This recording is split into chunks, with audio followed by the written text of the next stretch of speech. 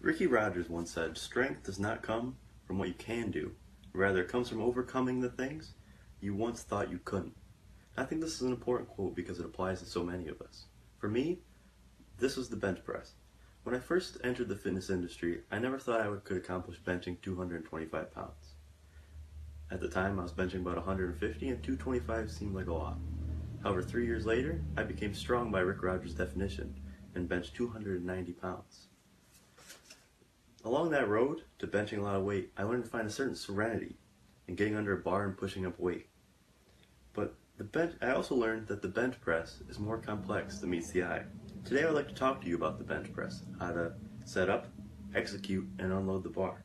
Of course I can't do that here, so I'll meet you at the gym to show you all how to bench press.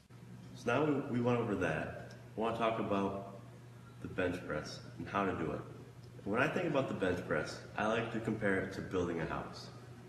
And when you build a house, a good house, you want a good strong foundation. The bench press is no different. The foundation for the bench press is your legs and your feet. It's this thing called leg drive. You've probably heard of leg drive before if you've ever read any fitness magazines or watched any YouTube videos on how to bench press. But in those videos and articles, I found that they try to make it too complicated. They start bringing in angles, and it doesn't need to be that sophisticated.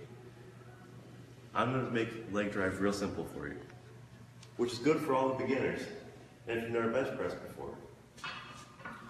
For leg drive, I start my normal starting position on the bench, and then what I'll do is I'll slide myself towards the bar.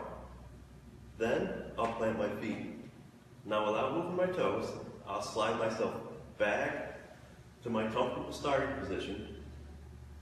I might have to adjust slightly depending on if it's uncomfortable or not, and then I'll plant my heels. When you plant your heels, now you've engaged your legs.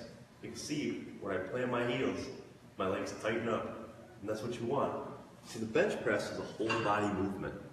You don't want the legs working, then the chest. You want to work as one machine. You want to be efficient. So now we got the leg drive. We've got the foundation. The next thing we have to do is worry about the floor. The floor of the bench press is your core and your upper back. We're going to talk about core later when I talk about breathing. So let's focus on the upper back. Now I do this in 2 steps in one here, which you don't have to do, but this is what I do. I plant my toes so we can get that leg drive. I slide, and what I do is I pick myself up and I'll roll myself with the bar. See how I turn the bar? As I'm rolling it, I'm tightening my upper back and burying my traps into the bench. That's getting my 1 point of contact. Here's my head, my 2nd point, and my glutes. This is my 3rd point. Now, I'll plant my heels. Now I have my leg drive and my upper back. The last thing we have to worry about when setting up the bench press is this thing called bending the bar. This is another one of those things like leg drive that they make too complicated. See, for a while I thought bending the bar means you want to bend it this way. But that's not the case. What you want to do is you want to bend the bar this way, or at least imagine that you are. See, what happens is when I start to bend it, see how my elbows come in? So this sets up a safer bar path, and it makes you more efficient in the lift.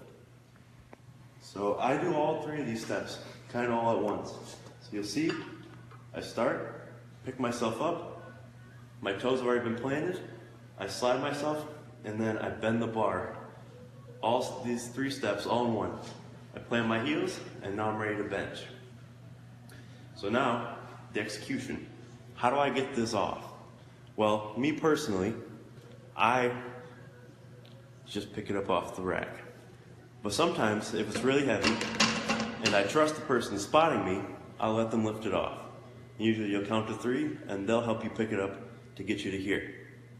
Now you don't want to start here, you don't want to start way back here. I like to start looking straight up at the ceiling, and I line the bar up with my eyes. Now, you're in your starting position, now you go down. But we don't go down here.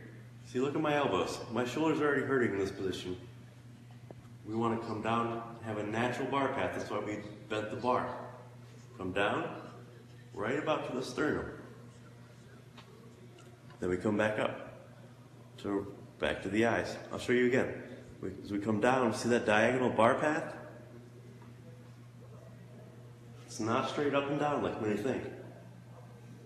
So now I've got it down here. How do I get it back up? Well, this is where leg draft comes in. Watch this slight movement when I contract the legs. See how I moved ever so slightly? I'm exaggerating a little bit so you can see it. But when you contract the legs, you get this little movement. As soon as you feel that movement, you press up. You utilize that momentum to help you get the bar up off your chest. Because you have to pause for a slight second for it to count in a competition.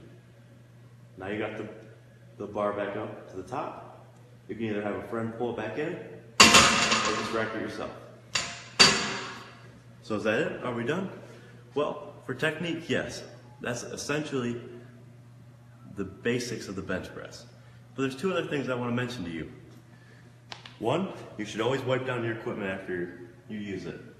That's for your safety. You don't want to be spreading around germs or sweat or whatever's on the bench.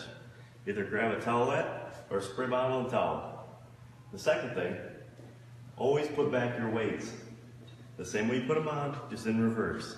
Take off the clip on each side, take one plate off at a time, and return them to where you got them. And that's basically it. I hope you saw that there's a lot of steps involved with the bench press from start to finish. It's not as simple as many think. Don't let that scare you though. Remember, we become strong by overcoming things we thought we could not do. So with all the information, the question remains. Will you run and hide in the shadows of mediocrity? Or will you rise to the occasion and show us and yourself what true strength you really possess? I hope you all choose the latter. My name is Michael Youngs, and I wish you all a happy, healthy life.